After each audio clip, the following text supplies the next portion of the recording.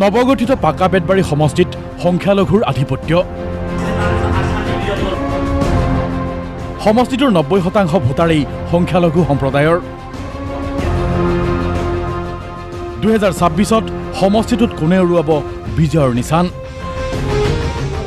পূৰ্বৰ 46 নম্বৰ সৰুক্ষেত্ৰী সমষ্টি পুনৰ নিৰ্ধাৰণৰ পাছত হ'ল 25 নম্বৰ পাকা বেতবাৰী সমষ্টি। সমষ্টি পুনৰ নিৰ্ধাৰণৰ পাছত সংখ্যালঘু ভোটাৰৰ আধিপত্য এই সমষ্টিটোত।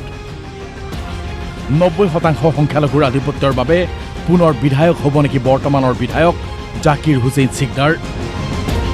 এনে এক জল্পনা কল্পনাই চলিছে নৱগঠিত সমষ্টিটোত। তাৰ পিছতো আশা এৰা নাই বিভিন্ন ৰাজনৈতিক দলে। CPIMে আৰম্ভ কৰিছে নিৰ্বাচনী কুচকাৱাজ। AIUDFৰো নিৰ্বাচনী তৎপৰতা আৰম্ভ। বিজেপি অগপ মিত্ৰজোঁটে কি কৰিব সমষ্টিটোত। সমষ্টি পুনৰ নিৰ্ধাৰণৰ পিছত পূৰ্বৰ সৰুক্ষেত্ৰী সমষ্টিক যেন আগবঢ়াই দিয়া হ'ল সংখ্যালঘু জনতাৰ বাবে। বৰপেটা, জনিয়া, ভৱানীপুৰ আদি সমষ্টিসমূহৰ পৰা সংখ্যালঘু অঞ্চল কাটি আনি সৰুক্ষেত্ৰী সমষ্টিৰ সৈতে মিলাই সৃষ্টি কৰা হ'ল 90% সংখ্যালঘু ভোটাৰৰ পাকা বেতবাৰী সমষ্টি। বিগত লোকসভা নিৰ্বাচনত সমষ্টিটোৰ ভোটাৰৰ সংখ্যা আছিল 2,60,012 গৰাকী। কংগ্ৰেছ প্ৰাৰ্থী দীপবায়নে সমষ্টিটোত পাইছিল 1,75,341টা ভোট। অগপ প্ৰাৰ্থী ফণীভূষণ চৌধুৰীয়ে পাইছিল 25,355টা ভোট। CPIMৰ মনোৰঞ্জন তালুকদাৰে পাইছিল 22,257টা ভোট। পূৰ্বৰ সৰুক্ষেত্ৰী সমষ্টিৰ কথালৈ যদি আহোঁ তেন্তে 2016 চনত সৰুক্ষেত্ৰী সমষ্টিৰ ভোটাৰ আছিল 1,75,014 গৰাকী। 2021 চনত সমষ্টিটোৰ ভোটাৰৰ সংখ্যা 2,06,383। দুয়োবাৰেই কংগ্ৰেছৰ প্ৰাৰ্থী জাকিৰ হুছেইন সিকদাৰ বিজয়ী। এটা সময়ত সৰুক্ষেত্ৰী সমষ্টিত CPMৰ দুৰ্গ আছিল। 1991 আৰু 96 চনত দলটোৰ পৰা নিজামুদ্দিন খান বিজয়ী হয়। 1985 চনত নিৰ্দলীয়ৰূপে প্ৰতিদ্বন্দ্বিতা কৰি দীনবন্ধু চৌধুৰী আৰু 2001 আৰু 2006 চনত নিৰ্দলীয়ৰূপে ডাক্তৰ তাৰা প্ৰসাদ দাসে জয়লাভ কৰিছিল। তদুপৰি 2011 চনত AIUDFৰ প্ৰাৰ্থী আলী হুছেইনে জয়লাভ কৰে। এফালে সংখ্যালঘু ভোটাৰৰ আধিপত্য, আনফালে ৰাজ্যত মেৰুকৰণৰ ৰাজনীতি। ইয়াৰ মাজতো কংগ্ৰেছৰ একাংশ সমৰ্থকৰ মতে জাকিৰ হুছেইন সিকদাৰে বিৰোধী বিধায়ক হৈও সমষ্টিটোৰ যথেষ্ট উন্নয়ন কৰিছে। ফলত নৱগঠিত পাকা বেতবাৰীত সিকদাৰ বিজয়ী হ'ব পাৰে বুলি মন্তব্য ৰাজনৈতিক মহলত। অৱশ্যে আন একাংশ কংগ্ৰেছ প্ৰাৰ্থীয়ে টিকট বিচাৰিব পাৰে বুলি জানিব পৰা গৈছে। এই ক্ষেত্ৰত চৰ্চিত হৈছে বৰ্তমানৰ বিধায়ক ৰহিম আহমেদ আৰু অসম প্ৰদেশ কংগ্ৰেছ কমিটিৰ মুখপাত্ৰ তথা অধিবক্তা ছাইজুদ্দিন আহমেদৰ নাম।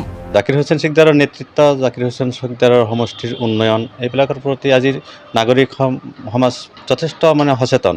আৰু এই সচেতনতাৰ কাৰণেই আপোনাৰ জাকিৰ হুছেইন সিকদাৰৰ প্ৰতি মানুহ আকৰ্ষিত। 26ত ডেফিনেটলি কংগ্ৰেছৰ ভাল হ'ব, এইটো এটা নিশ্চিত আসন বুলি আপোনালোকে ক'ব পাৰে। কাৰণ আমাৰ যোৱা দুটা টাৰ্মত যেনেকুৱা আছিলে, এইবাৰ আমাৰ সমষ্টিটো আৰু ভাল হৈছে। AIUDFৰ প্ৰাৰ্থীৰূপে প্ৰতিদ্বন্দ্বিতা কৰিব বিগত বিধানসভা নিৰ্বাচনত পৰাজিত প্ৰাৰ্থী মীনাক্ষী ৰহমানে। মীনাক্ষী ৰহমানে বৰ্তমান বিধায়ক জাকিৰ হুছেইন সিকদাৰৰ ওপৰত অলপতে হৈ যোৱা পঞ্চায়ত নিৰ্বাচনত যথেষ্ট দুৰ্নীতি কৰাৰ অভিযোগ আনিছে। বৰ্তমান AIUDF দলৰ স্থিতি যথেষ্ট মজবুত। ইতিমধ্যে ৰাইজৰ ফালৰ পৰা সঁহাৰি এটা দেখা গৈছে। আমি নতুন এলেকাবিলাকতো যথেষ্টখিনি ভাল ফল পাম বুলি আশা ৰাখিছোঁ। কয়াগুছি বজাৰতে হাজাৰ হাজাৰ ৰাইজ ওলাই আহিছিলে কংগ্ৰেছৰ বিধায়কৰ বিৰুদ্ধে প্ৰতিবাদ সাব্যস্ত কৰিবলৈ। ৰাইজৰ প্ৰতিবাদ আৰু চাৰিওফালে ঘূৰি ফুৰি এটা আমি ইংগিত পাইছোঁ যে এইবাৰ হয়তো 26ত তেখেতসকলে অন্য কিবা চিন্তা কৰিব। CPM দলেও সমষ্টিটোত প্ৰাৰ্থী দিব বুলি কৈ উল্লেখ কৰে যে বৰ্তমানৰ বিধায়ক জাকিৰ হুছেইন সিকদাৰৰ দিনত পাকা বেতবাৰী ব্লকত কোটি কোটি টকাৰ দুৰ্নীতি সংঘটিত হৈছে আৰু বিধায়ক নিমাত হৈ আছে। তৃণমূল পৰ্যায়ৰ পৰা কাম কাজ আৰম্ভ কৰিছোঁ।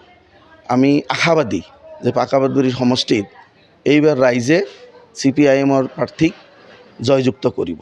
এইকাৰণেই যে যোৱা সময়ছোৱাত আমি লক্ষ্য কৰিছোঁ যে নিজামুদ্দিন খানৰ পিছত যিকেইজন MLA আহিছে ব্যাপক কৰাপশ্যন হৈছে, ৰেণ্ডম কৰাপশ্যন। আনহাতে সমষ্টিটোত বিজেপি দলে প্ৰাৰ্থী প্ৰক্ষেপ কৰাৰ আশা ক্ষীণ যদিও মিত্ৰদল অগপ দলে প্ৰাৰ্থী দিব বুলি চৰ্চা লাভ কৰিছে। অগপ দলৰ প্ৰাৰ্থীৰূপে পূৰ্বৰ দুবাৰৰ বিধায়ক ডাক্তৰ তাৰা প্ৰসাদ দাস, অগপ দলৰ কেন্দ্ৰীয় সম্পাদক ধৰ্মেশ্বৰ ৰয়ৰ নাম চৰ্চাত আছে যদিও দাঁতিকাষৰী সমষ্টিৰ অগপ দলৰ প্ৰাৰ্থিত্বৰ দাবীদাৰকো অগপ দলে প্ৰাৰ্থী দিব পাৰে। ৰেচন কাৰ্ড লাভ কৰিব, CM ত্ৰিপুৰে লাভ কৰিব, মহিলা উদ্যমিতা আঁচনিৰ জৰিয়তে আপোনালোকৰ মানুহক উপকৃত কৰিব পাৰিব।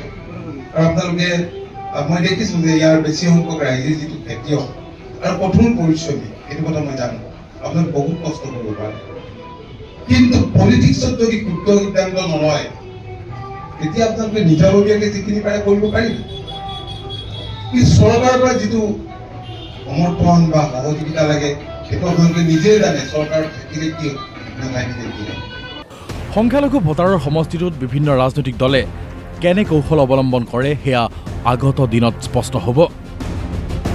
বৰপেটাৰ পাকাবেতবাৰী সমষ্টিৰ পৰা প্ৰণৱ কুমাৰ গোস্বামীৰ ৰিপৰ্ট, DY 365।